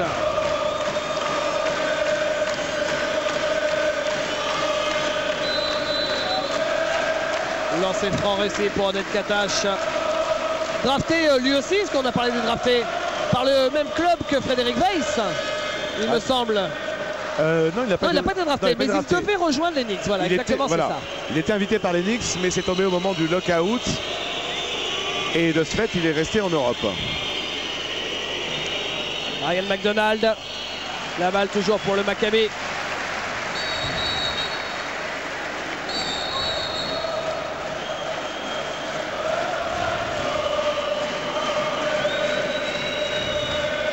Jamshi avec Hoffman face à Rebraca. Ouais, Hoffman impeccable, il est passé. J'ai l'impression qu'il est très fatigué quand même, il trouve des ressources, Nate Hoffman. C'est le meilleur marqueur du match avec ses 20 points. Bodiroga lui est à 19 points, dont il est vrai 17 en première mi-temps. Non, Rebraca. Bodiroga il rame toujours lui. Oui, c'est vrai. Bodiroga il est à 3 points. Rebraca, rebond comme aiguise. Alors voilà un moment clé sans doute pour le Maccabi, l'occasion de se remettre en selle. Ah oui, quelle jolie passe. Quelle jolie passe de Dallas Comegis qui a fait genre j'arrive comme un fou vers le cercle et hop, j'ai vu mon coéquipier et compatriote Nate Hoffman. Et ce qu'il y a de bien avec Nate Hoffman, c'est qu'il ne peut pas s'empêcher de dunker. Et ça, on aime bien quand même. Oui. Parce qu'il pourrait se contenter de la poser, mais non, il va l'écraser. Et l'équipe du Maccabi qui est revenue à 8 points à 6 minutes de la fin du match. Et c'est d'ailleurs le premier temps mort demandé par Zeljko Obradovic dans cette deuxième période. Et comme par hasard, ça arrive au moment où Nate Hoffman est reparti comme au bon vieux temps, qui recommence à poser des problèmes à la défense du Panathinaïkos, qui met même parfois en difficulté Rebračka. Donc ça permet au Maccabi de revenir à 8 points. Ah, vous voyez les supporters du Pana qui font la fête dans les tribunes. Et bah tiens, regardez justement le Pana, 25 points du banc, c'est-à-dire que le banc a marqué pratiquement autant que le 5 majeur. Et on vous l'a dit, le banc au Pana, il y a du lourd. C'est pas une surprise quoi. Bodiroga. Avec Fotsis. Avec Katash. Bodiroga. On ressort pour Katash, Bodiroga. En fait, il joue en ailier meneur, Bodiroga, sur son match. Et reprise de dribble. J'en ai même du mal à le dire. Reprise de dribble de Bodiroga. C'est dur, hein, c'est pas fréquent. C'est vrai qu'on a l'impression qu'il n'a pas confiance en lui. Là. Il est mal parti dans ce match. Disons qu'il n'arrive pas aussi à trouver des solutions. Il commence en meneur de jeu, il se décale en ailier pour terminer en post-up. Et là, il y a une aide défensive qui arrive systématiquement. Il n'arrive pas à trouver de solution. Il garde peut-être un peu trop longtemps le ballon aussi. Hein, quand on n'est pas dans un jour avec, on a tendance parfois à vouloir prouver, à s'enferrer. Peut-être qu'il est... Il est mal parti là. Hein. Puis nous on a l'air malin parce qu'on disait avant le début du match, mais qui peut arrêter Bodiroga en Europe? Et il suffit de regarder. Ça fait partie des risques du métier, non? Nate Hoffman. Et McDonald avec l'aide de Dallas Comegys. Et ça va beaucoup mieux du côté du Maccabi maintenant. Quand vous voyez la coupe de cheveux de Dallas Comegys, comme dirait Laurent Sierra, on se demande s'il n'a pas perdu un pari pour être obligé de se coiffer comme ça.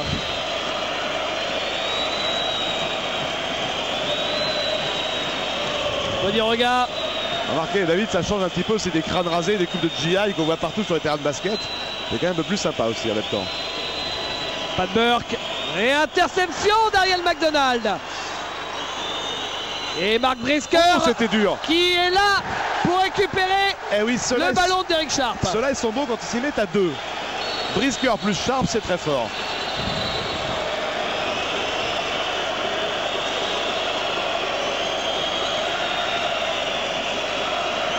Et au Maccabi, on y croit à nouveau. 4 points d'écart seulement à un peu plus de 4 minutes de la fin. Alors qu'on pensait que le Pana avait pris le match à son compte. Cinquième faute. Ah oui. Cinquième faute pour Derrick Sharp. Est-ce que c'est pas un miracle de voir un joueur sorti pour 5 fautes seulement à la 36e minute de jeu? Oui, alors qu'ils ont tous une panoplie entre 3 et 4 fautes. 3, 4. Ils étaient 4 joueurs à 4 fautes au Maccabi et 3 joueurs à 4 fautes au Pana. C'est vrai. Ah oui, là, le tableau d'affichage, c'est Vegas, là.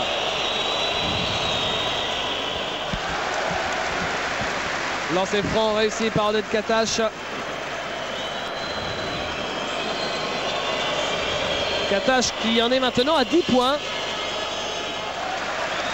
Et devinez quoi, Oded Katash est le deuxième marqueur de l'équipe du Pana. Lui qui avait moins joué par exemple en demi-finale.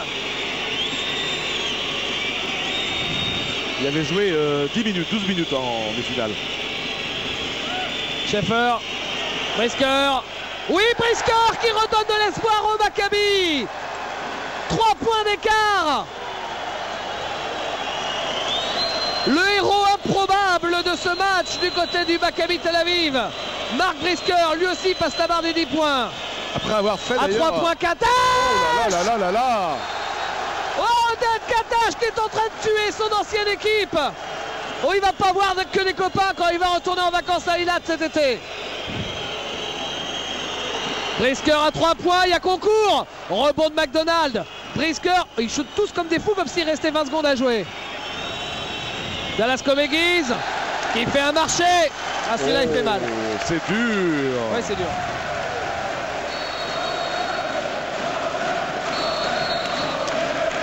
Et Oded Katash. qui remonte la balle. 14 points pour Katash.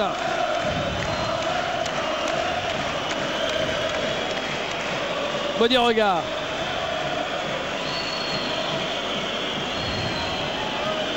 Pas de beurre qui attendait le ballon dans la raquette.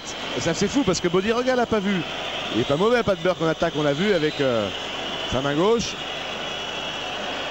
Pas de beurre, non c'est manqué. Rebond et 2 points de Bodiroga. Et qui a de nouveau une crampe, on a l'impression. Qu'est-ce qui se passe là? Il est en train de boiter, on ne voit pas sur l'image. Là ça fait mal, c'est un 5-0 que vient de réussir l'équipe du Pana. Le Maccabi pensait que c'était encore jouable. Ils étaient revenus à 60-57 et là 5-0, 65-57, ça fait plus 8. Le Pana en ballottage favorable dans ce match. Le deuxième titre de l'histoire du club est en vue, mais il faut finir l'ouvrage. Oh là là, c'était limite. Et Dallas Comegis, rebond offensif. Oh, au moins ils se bagarrent. Hein. Quatrième faute pour Francisco Salvertis. Et Mark Brisker, si... Là pour l'instant, il est sorti. Voilà, il revient. Et lancer franc pour Comegis. Comegis, il a intérêt à mettre ses 2 lancers. Si le Maccabi veut encore y croire. Voilà Cartoonman, Nate Hoffman qui est sur le banc. Ouais, qui allait prendre 2 minutes de récupération.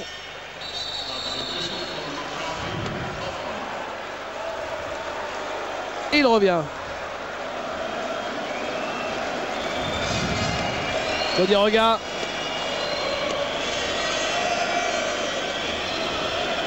Dites-moi Didier, on a dit que Bodiroga, à chaque fois cette saison qu'il marquait moins de 10 points, son équipe perdait. Et là, il vient de se faire contrer. Et Bodiroga n'a marqué que 5 points. C'est la preuve que ce n'est pas fini, David. McDonald pour Nate Hoffman, c'est court. Rebond Bodiroga. Enfin, c'est de plus en plus difficile, là, ouais. puisqu'on est passé sous les 2 minutes. Et 7 points d'écart. Et Rebraca va revenir. Ah oui, c'est vrai qu'il reste Rebraca. Quand on pense que Rebraca est sur le banc, ça c'est le Pana, ça. Et Bodiroga qui fait tourner l'horloge, garde beaucoup le ballon. Et qui attend la faute. La faute d'Ariel McDonald. Ça va chanter dans les rues d'Athènes ce soir. Et pour McDonald, c'est la 3e.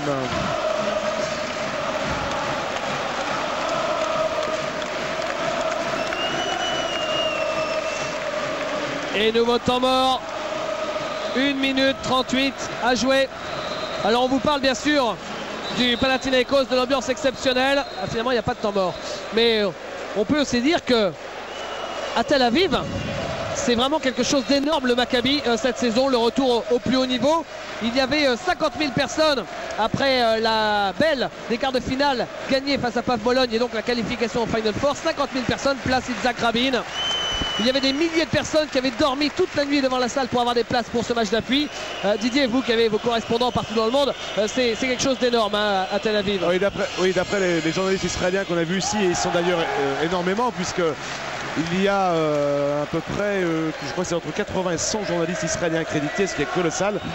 C'est l'événement évidemment le plus important, sportif en tout cas le plus important de ces 20 dernières années, et c'est même tout simplement peut-être l'événement le plus important en ce moment en Israël, puisqu'il fait la couverture de tous les journaux nationaux. Alors, sans exagérer, là c'est McDonald, c'est manqué, rebond Bodiroga qui perd le ballon.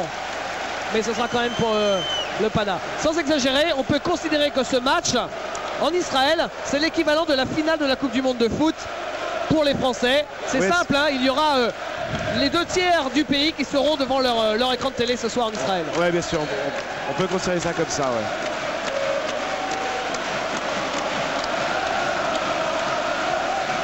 Mais là, le Maccabi voit de plus en plus ses chances de revenir à la hauteur. C'est fini. S'envole. Parce qu'il y a 9 points d'écart et qu'il reste 1 minute 15 à jouer. Et qu'on ne remonte pas 9 points d'écart à Zeljko Obradovic en 1 minute 15.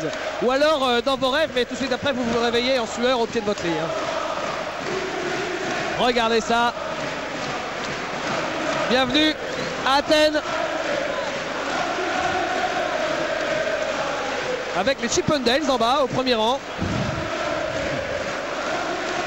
Je ne sais pas comment ils ont fait comme les supporters du Pana, parce que normalement il n'y avait que 1500 places pour eux, et là ils ont à peu près 5000 places. Ils ont dû en racheter, on suppose, à des spectateurs munis de billets, parce que je ne vois pas très bien l'astuce. Mais... Et les supporters du Maccabi, qui eux aussi se sont déplacés en grand nombre, n'y croient plus. On n'entend plus qu'un seul chant, celui des supporters du Pana. Écoutez.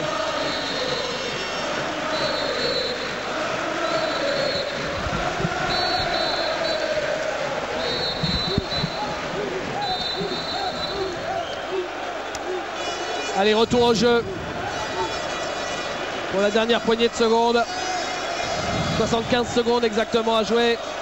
Et Dayan Bodiroga au lancer franc. Ouais, qui pensait sans doute pouvoir remporter cette finale, mais qui pensait aussi sans doute y briller un peu plus. 7 points à 2 sur 7 pour Dayan Bodiroga. Et même au lancer franc, 3 sur 6. Il a peut-être passé les 10 points, David. Et 10 points d'écart. Et Bodiroga avec plus de balles perdues que de passes décisives, c'est assez rare quand même. Il a 3 balles perdues de passes.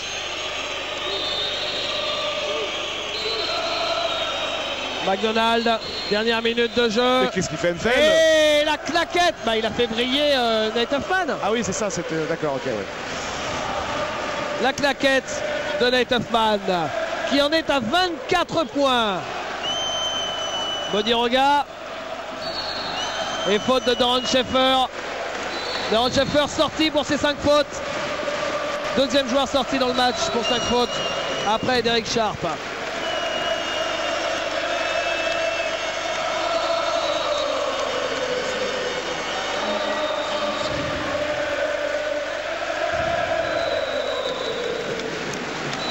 Ce soir, c'est aussi un peu, Didier, la revanche du Panathinaikos après la saison passée. Oui, il s'était fait sortir en 8e de finale à la surprise générale par le Team System Bologne. Et il revenait cette année aussi fort, parce qu'il était très fort aussi l'année précédente, aussi fort. Mais cette fois, certainement beaucoup plus concentré jusqu'au but final. Alors le voilà, ils l'ont atteint. C'est leur 2e titre européen maintenant. Dans 40 secondes. Ah, Huffman, il sera battu jusqu'au bout quand même. Et le panier de Mark Brisker derrière. Huffman, il n'était pas loin là de battre le record de points sur un match pour un finaliste. S'il avait mis son petit lay-up, il était à 26. Le record, c'est 27, rappelons-le. Ah, tout à fait, oui. Mais bon, le record va encore rester peut-être dans les mains d'Antoine Rigaudot. Enfin, cette finale aurait été marquée en tout cas par une performance énorme des deux pivots. Rebraca, 19 points et 8 rebonds. Et Huffman, 24 points. Et pour les rebonds, je vous demanderai de regarder, David, parce que mon poste télé ne marche plus. D'accord. Et le mien non plus. Bon, eh bien, on vous dira ça. Ah si, ça y est. Non, c'est reparti. C'est-à-dire que pour faire marcher les petits moniteurs de statistiques ici à Salonique, il faut faire comme Fonzie dans Happy Days avec le jukebox. Mettre 2 coups de poing dessus et parfois ça marche. Et Katash qui aura fait une très forte seconde mi-temps, puisqu'il a inscrit son 15e point alors qu'il était à 4 points seulement en première mi-temps. Ah, enfin un tir. Ça fait plaisir. Le shoot à 3 points de la légende israélienne de Ron Jamshi. Et qui derrière descend son copain Oded Katash. Ça, c'est moins sympa. 38 ans d'Ron Jamshi. 39 même, David. 39 maintenant, exact. C'était en début de saison qu'il y avait 38. Ah, faut changer vos fiches au fur et à mesure. Ouais, là j'ai celle de 94. Là, on commence à dater un peu. J'ai encore Nick Gallis. Oded Katash au lancer franc.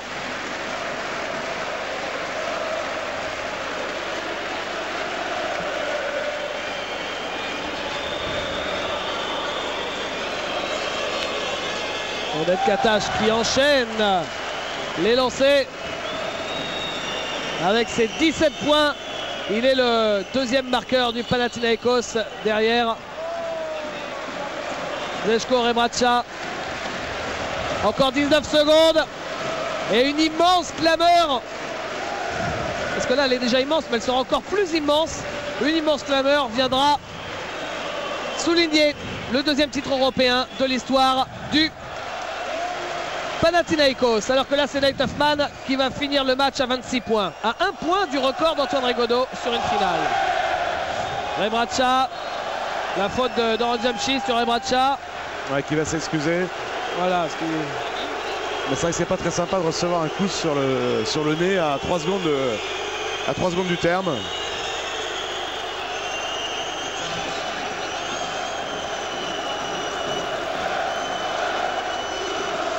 Regardez. Et là, les supporters grecs chambrent les supporters israéliens.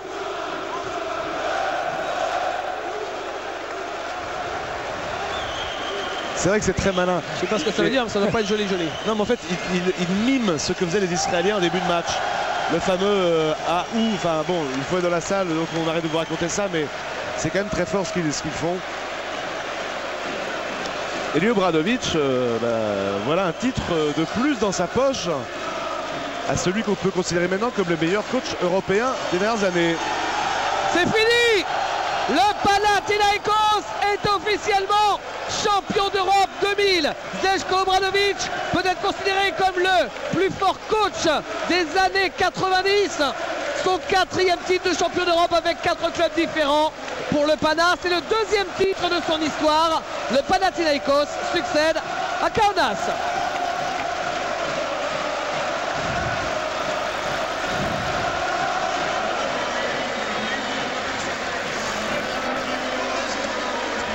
On vous laisse un peu apprécier l'ambiance, la joie des joueurs grecs.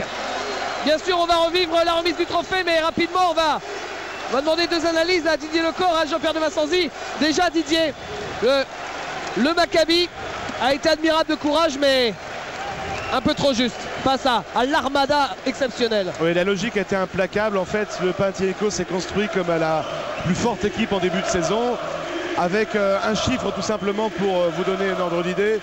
On considère que le président du Panathinaikos consacre 12 millions de dollars au salaire de ses joueurs. 12 millions de dollars, ça fait 80 millions de francs. C'est le double du budget de l'Asvel, rien que sur les salaires. Et donc c'était évidemment le favori parce que l'armada la plus forte, l'armada invincible. Et le Maccabi de Tel Aviv, c'est un sympathique retour au premier plan d'un grand club prestigieux, d'un des plus grands clubs européens de l'histoire du basket européen. Jean-Pierre, l'analyse technique, stratégique. Je dirais que ça a été un travail de rouleau compresseur de la part du Panathinaikos qui tranquillement, comme on l'avait d'ailleurs commenté et annoncé en première mi-temps et en milieu de deuxième mi-temps, eh bien, est allé tout droit vers la victoire. Ça n'a pas été facile, ça aurait pu basculer, ça s'est joué à très peu de choses, mais quand le Panathinaikos a été en difficulté, sont arrivés comme ça, sortant de la boîte, faute 6, Katash qui a bien fixé, qui a bien donné, qui a bien servi. Et puis on a beaucoup parlé aussi de Bodiroga qui n'était pas dans son match. Il n'empêche que dans les 2 dernières minutes, eh bien, tout passait par Bodiroga ils ont su utiliser l'expérience de Bodiroga, stabilisateur, pour monter le ballon, pour essayer de ne pas perdre les balles qu'il ne fallait pas perdre, tout en faisant effectivement ou en produisant une ligne de statistiques assez exceptionnelle dans le mauvais sens du terme, parce que c'est pas trop dans ses habitudes et vous l'avez bien souligné durant le match. Mais bon, tout le monde a mis un petit peu ce qu'il fallait mettre là-dedans pour arriver à concrétiser cette victoire. Quand on regarde la répartition du score, quand on voit comment est fait le banc du Panathinaikos, il n'y a pas de surprise et ça a été mené de main de maître. Et c'est le 3e titre de champion d'Europe pour un club grec qui va être remis dans une seconde à Fragiskos Alvertis, le capitaine de cette équipe du Panathinaikos. Remis a priori par Ivan Menini, le président de la fédération française qui maintenant, vous le savez, a de hautes responsabilités à la FIBA.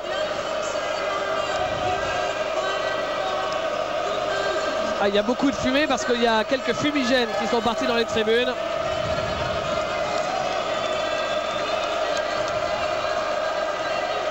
Et c'est aussi la première victoire d'une équipe totalement cosmopolite.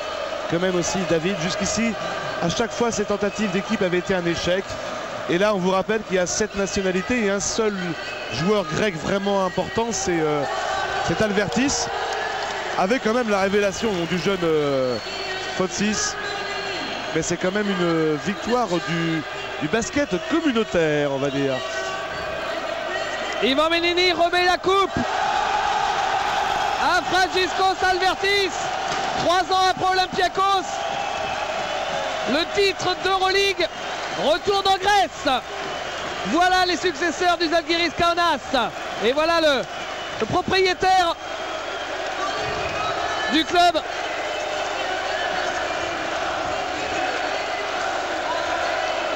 Et oui, le Panathinaikos, c'est le plus gros budget du basket européen, 120 millions de francs. C'est-à-dire, c'est simple, le budget réuni de Pau, de Limoges et de Lasvel. Ouais, c'est pratique. C'est même plus encore. Oui, c'est plus, c'est 80% du budget de la Pro A française, en exagérant, pratiquement. C'est vrai que ça devient maintenant d'ailleurs assez ingérable pour la FIBA qui semble totalement dépassée par ce qui arrive. C'est que lorsque vous avez un monstre financier comme ça, enfin qui reste modeste comparé au club de football, mais un monstre financier comme ça au niveau du basket européen, il n'a plus rien à voir avec des clubs comme Lasko ou comme qui jouait en Euroleague cette année, qui joue dans une toute petite salle, une ville de 5000 habitants, ou comme Wrocław qui va jouer l'an prochain, équipe polonaise en Euroleague. Ça devient absurde tout ça. Il faut oser franchir le pas, il faut aller plus loin. Alors c'est pas en changeant de nom simplement qu'on va changer les choses comme l'a fait la FIBA. Il faut réfléchir à un autre projet, mais en tout cas le Panathinaikos a besoin de se mesurer maintenant à des gens qui lui ressemblent tout simplement. On vous laisse apprécier la joie des Athéniens du Pana.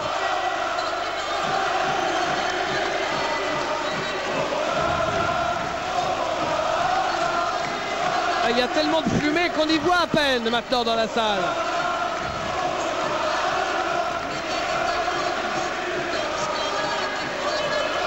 Alors reste à désigner un MVP, mais... Ah, c'est pas très difficile. Oui, c'est pas difficile. Si on se mettait d'accord sur Rebraca par exemple. Comment peut-il échapper ce titre à Zeljko Rebraca?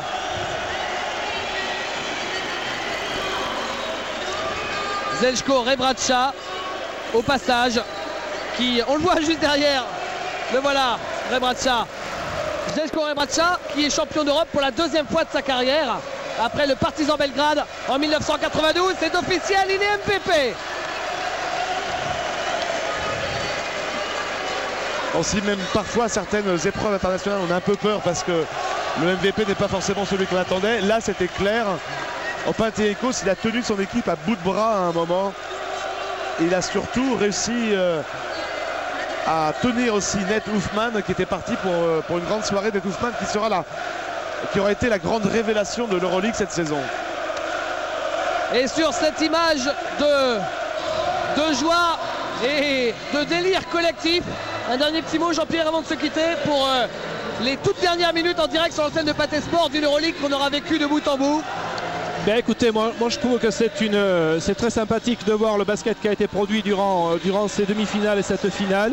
Un basket qui avait commencé à se débrider l'an dernier avec l'arrivée de Kaunas, qui avait montré quelque chose d'assez fabuleux. Et un basket assez plaisant, spectaculaire et intelligent en même temps. Là on a eu affaire à des demi-finales et des phases finales intéressantes avec un basket ouvert, une alternance, un retour d'une importance du jeu intérieur sur lequel s'appuient toutes les équipes, avec l'importance donc de la prédominance du jeu intérieur. On dit toujours en basket que l'équipe qui gagne est celle qui domine la raquette. Bon, bien, on est en train d'y revenir, mais à l'extérieur également, eh bien, il y a des joueurs très forts qui à tour de rôle peuvent prendre le relais. Et je crois que c'est un basket qui est plaisant. Je ne pense pas que les téléspectateurs se soient ennuyés. En tout cas, nous ici au bord du terrain, on a trouvé ça très, très agréable et très enrichissant.